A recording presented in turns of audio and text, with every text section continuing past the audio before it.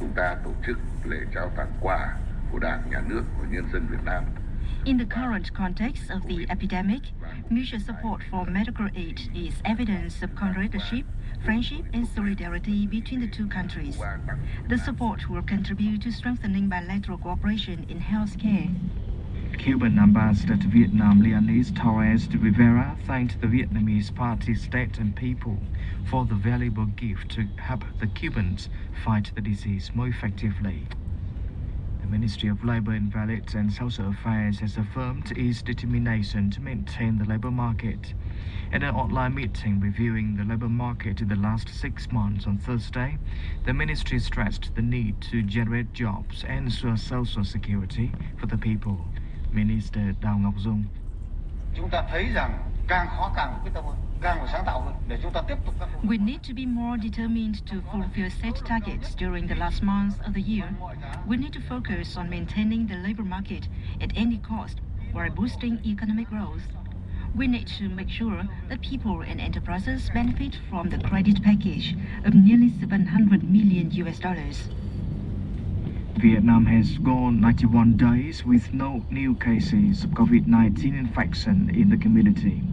According to the National Steering Committee for COVID-19 Prevention and Control, by Thursday afternoon, Vietnam had 381 COVID-19 infection cases. 353, or 92.7% of them, have fully recovered. Vietnamese authorities, representative offices in the US and Vietnam Airlines coordinated a flight to bring Vietnamese citizens back home on Wednesday and Thursday. Vietnamese representative offices in the US actively supported the citizens. The Consulate General in San Francisco went officials to the airport to help them complete all necessary procedures. Preventive measures against COVID-19 were implemented during the flight. According to Vietnam Airlines, a male passenger born in 1947 had an accidental fall when using the restroom after the plane had been flying for over 13 hours. It was cruising at an altitude of about 10 kilometers.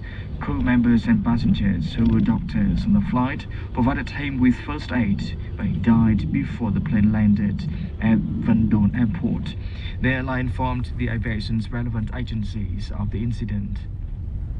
Foreign Ministry spokeswoman Lê Thị Thu Hằng has repeated Vietnam's stance on its full legal grounds and historical evidence asserting its sovereignty over Hoàng Sa and Trường Sa archipelagos.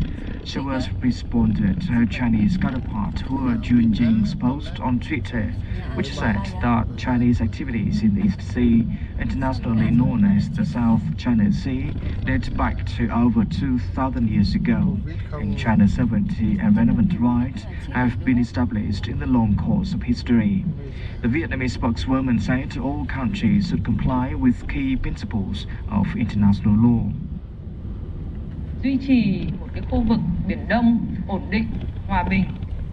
Maintaining the East Sea a region of peace, stability and development has been shared aspiration and responsibility of countries in the East Sea and in the region and the international community. This requires joint efforts by countries on the basis of respected international law, full enforcement of international law, including the 1982 UN Convention on the Law of the Sea.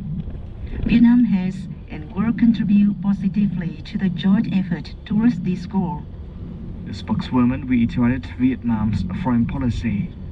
Trong một thế giới hội nhập và phát triển như ngày nay, thì chúng tôi cho rằng in the world of integration and development, it's inevitable for countries to show the goodwill for cooperation and development.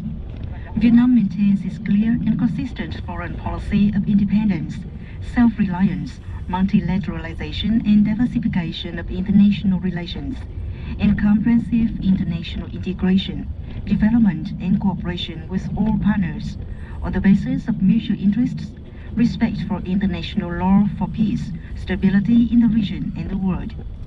Vietnam wishes other countries to share these views.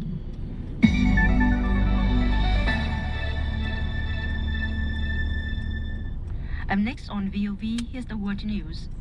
Politicians and scholars said stronger messages are needed to prevent China's attempts to control the South China Sea known as East Sea in Vietnam. At the annual conference on South China Sea organized by the Center for Strategic and International Study on Tuesday, representatives from the U.S. State Department expressed concerns over potential disputes and complications in the South China Sea. They said the U.S. will continue to fight for a free and open Indo-Pacific region, affirming that they have strengthened their own approach to the South China Sea. Assistant Secretary of the U.S. State for the Bureau of East Asian and Pacific Affairs, David Stilwell, said, "The U.S. approach builds on America's long record in the Pacific of preserving peace, upholding freedom on the seas in line with international law, maintaining the unimpeded flow of commerce, and supporting peaceful settlement of disputes. These are important and abiding interests they share with their many allies and partners." Participants agreed that unilateral acts that disturbed stability in the South China Sea will deteriorate trust and violate international law. Australian Prime Minister Scott Morrison said his country will continue to strongly advocate for the freedom of navigation through the South China Sea, called the East Sea in Vietnam. At a media briefing in Canberra on Wednesday, when asked about Australia's stance on the U.S. Secretary of State Michael Pompeo's statement on China's sovereignty claims in the South China Sea, Morrison said Australia will continue to adopt a very consistent position. To end the news, the main points once again. The Prime Minister holds the private sector is one of the most important drivers of the national economy. Vietnam presents 3 tons worth of medical aids to Cuba, and international politicians and scholars urge for clear messages to prevent China's attempts in the East Sea. That's the news.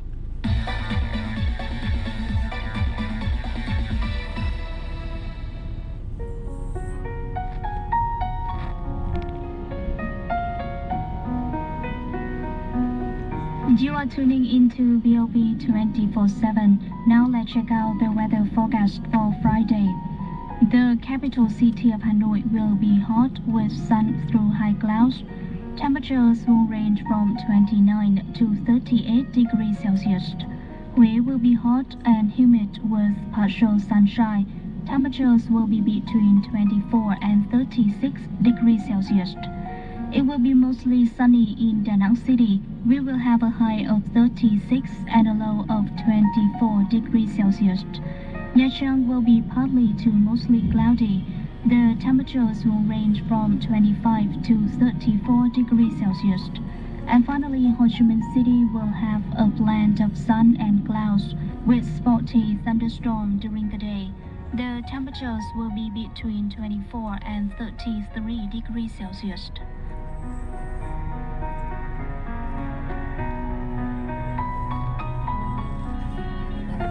subscribe cho kênh Ghiền Mì Gõ để không bỏ lỡ những video hấp dẫn.